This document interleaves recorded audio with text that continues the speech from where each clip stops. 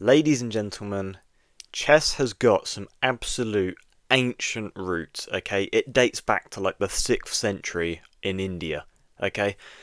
Over the years, there have been some absolutely iconic names that you just pair with chess. You look at the likes of Bobby Fischer, some modern day legends like Magnus Carlsen. Mikhail Tal is right in that same breath, okay? He's in amongst these names of absolute chess geniuses. Now, he might not have been known as the most tactically brilliant player who was just going to break down the opponent little by little, okay? He was known for psychologically destroying opponents, okay? He would play the most absurd attacking moves you will ever see. It was ridiculous. And so this game I'm about to show you is inspired by him, okay? Because in this game I played against someone of similar level to me, and all I had on my mind was attack, okay? Whether it works or not, I'm going to attack, and I'm going to make them overthink everything. It's not a style you find much of in today's classical chess, but back when Mikhail Tal was playing, my word, he threw everything at them, and often won. So without further ado, guys, if you enjoyed this video, please smash that like button, subscribe, and let's jump straight into the game. Okay, guys, so our game inspired by Mikhail Tal. Here we go.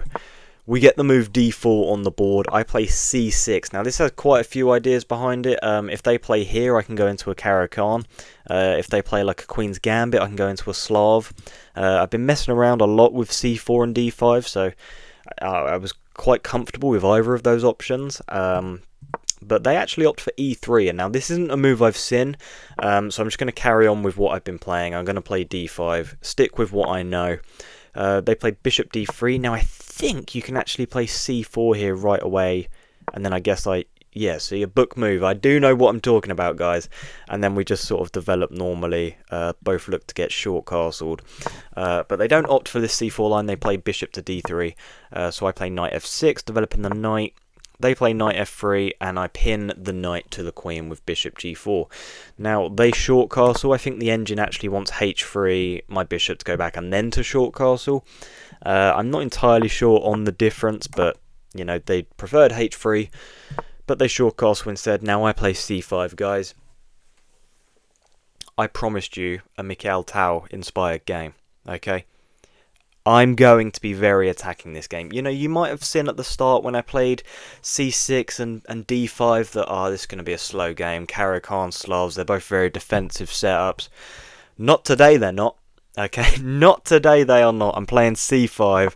The engine actually wants knight to d7, and it's actually to prepare e5. I know it looks like it's preparing c5, but it is actually preparing e5 later on in the game, but I don't care. Okay, I'm playing c5, and my idea is that when they take, I'm going to play e5 and take back with a gorgeous centre, a very active dark squared bishop, and it's all going to be okay. So the reason the engine doesn't like it is because it's a hate crime and they hate me. Okay, it's secretly gorgeous move. They take. I play knight c6, just developing my knight before I eventually do play e5. They play a3, so I guess they were scared of knight b4 for some reason. I'm not entirely sure why. e5, baby. Look at this centre. Look at this attack. I mean, the knights are here, the pawns are in the centre, the bishop's scoping down everything. It's chef's kiss. They play bishop e2. Now, what was I afraid of here? Because I took this knight, and in reality, I probably should have just taken... Yeah, so the engine prefers me to take on c5 right away. I took this knight. Now, I don't know if I was scared of some lines of maybe taking this pawn and then scoping this out and takes, and then takes, and... I don't know, because I would have had a knight here defending, but hey-ho. I spent, what, I don't know, like 6 seconds on this move. So, you know... It was very rushed, okay? It's very rushed. It's very attacking. And then I take back this gorgeous looking pawn. So we're 9 moves in, guys. I'm much more developed than my opponent is. But they're obviously short castled. Eval bar has it slightly in their favour at plus 0.5. But it's clear I just need to short castle. I don't know why this is being so sort of laggy, but hey ho, I just need to short castle. They need to develop the knight and the bishop. I don't know how they're going to do that. when they're playing moves like rook e1. It's a mistake. I don't know. The idea is clear. They're clearly wanting to put pressure on this d5 pawn. I don't know, though. I don't know. I feel like you need to develop just a lot quicker, okay? You need to develop. You need to get your pieces out. Rook e1 is very slow. And now I have a chance to capitalise. The eval bar is swinging my way, and I short castle. The engine wants e4. And look at this. This is ridiculous. I've drawn the arrows prior so I can talk about it, because otherwise I will forget. e4, because the bishop can't come to this square, because, well, I take it, and you take back. And, you know, bishops are better than knights. Only by a tiny bit, only marginally, and it depends on the setup. But in this game, the bishops do prove to be better than the knights. So, you don't want to go here, you don't want to go here. So your only move is to come back. And it's really negating your bishop. It's on a less powerful diagonal. So e4 is far and away the best move. Both pawns obviously then reinforced by this knight. It's glorious. But we don't get e4. I do short castle.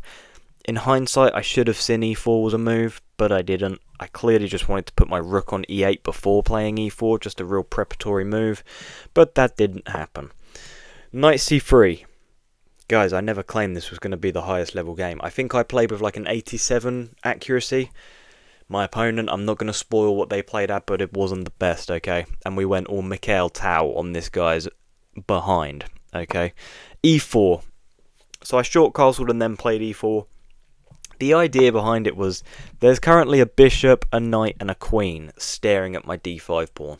I didn't want to push my d5 pawn to d4, so what did I do? I played this, stopping the bishop from seeing it. It makes a lot of sense, it's a good move. Bishop has to slide back, and then I bring the rook. Bishop b5. This is a mistake. What did it want? It wanted b4. Wow. And then I guess I'd have to play like bishop d6. Yeah. Well, maybe, I don't know. Maybe bishop b6 is still a move, maintaining pressure on this diagonal. But they didn't find b5. They played here. And I played a6. The middle game was not a strong point, guys. They then played... Oh, wow. Wow. I played queen d7, but it wanted b5. I guess I just thought after you come back here, we're in a very similar position to what we were just in. And I really don't like how there's now 3 attackers of the pawn. The queen, the knight, and the bishop. What did it want me to play in this position? It wants rook e5. Wow, just for some counterplay. Wow, it wants rook e5, then rook g5. That's absolutely ridiculous. Because it adds a defender to this pawn. But it's also a rook lift. I mean, I'm coming for that king. Okay, that is not what is played. What is played? Yep, okay, so queen d7. This is a miss. It's not a very pleasant position. My knight is now pinned to my queen because of the bishop. It's not very nice. But they hop back. They were actually meant to play knight to e2. They're meant to play knight e2, but that's just ridiculous. Nobody's ever seeing that. Bishop b3, and then this move, rook a to d8, just maintaining more support on this pawn. Bishop a2, and then I play rook e5, guys. This is where it starts to get juicy stuff, juicy stuff. The rook lift has happened. Bishop g2, rook g5. I'm threatening queen h3. They play g3. This is a huge mistake. Now I can play queen h3. Look at this attack. Look at this attack. I've got a bishop on this diagonal, so it's going to be tricky for you to ever push this pawn. I've got a pawn on e4. I've got a knight ready to jump in. I've got a rook and a queen here. I mean, this is just absolutely gorgeous. They play queen e2. Knight e4. Knight e4? Knight g4, sorry. Jesus Christ. I'm losing my mind, guys. That's how excited I am to show these next few moves with you. Knight g4 is played. In this position, what did the engine want? The engine wants f3. Okay, but then would I not just take? Yeah, I'm not sure I really like that for my opponent. Okay, when you let the engine run for a little bit, it then says f4. And my opponent plays the move f4. They find it. They find the best move. Guys, there are 3 certainties in life, okay? Death, taxes, and playing en passant when it's available on the board. It doesn't matter if you hangmate in one, en passant is mandatory. You have to play en passant, and it's the best move. It's the best move. I'm attacking the queen. and the queen takes. Now in this position I didn't find the best move, but the best move is knight h2. Look how ridiculous that is. They then have to play like, I don't know, like queen g2. And then I go here. Look at this. This is absolutely ridiculous. Look at that. You just win the queen. You win the queen. Let's say they don't play there. Let's say they play, I don't know. Let's say they play here, for example. I take your queen. Let's say you play, I don't know, what else could you play? Like here? Well, then I just take. And you have to block. Because if you don't block, if you go in this corner, I go here, you go here, and it's mate. Because the queen's defended by the knight. Do you know how ridiculous that is? Knight h2 and you lose your queen, but I play queen h2. Guys, I was chasing the checks. Okay, I wanted the check. I just wanted the check. My opponent obviously plays f1, and then I play this weird move. I know it's weird, guys. I played g6. And now the idea behind it was to play rook f5, pinning the queen to the king. I don't know why these arrows aren't drawing, but that doesn't matter. You guys can see the pin here if I play there. In this position, they'd have to play like here, and then I'd go here. And after like takes, I don't know where the king would go. Let's say you just went this way. I'd then take the rook, and I'm just completely winning still. It's absolutely ridiculous. It's absolutely ridiculous. So I play like this. What did it actually want though? What did the engine want? It kind of depends. If you let it run for a bit, it wants knight e5, attacking the queen. That makes a lot of sense. But I play here. My opponent then takes here. I play this gorgeous move, and now you might be thinking, wait, hang on, they've got this check though. No, they don't. I can take with the bishop. I can take with the knight. Either way, it's mate in 4. I'll just show you it.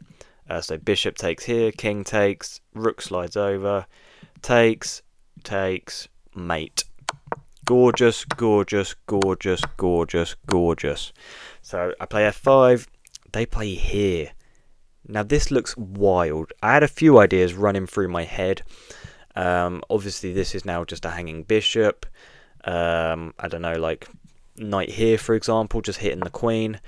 But I do take the bishop. And then they play rook a to d1. Guys, pause the video, see if you can find the gorgeous winning attacking move. Comment it down below. Rook f2. Only move, queen takes again. I mean, just look at this from like, I don't know, we'll start from like here. This is a clinic in attacking chess. It doesn't matter what they did. Mate was unavoidable. Mate was absolutely unavoidable. Mikhail Tal, I love you. You are a chess icon. Get out of here, guys.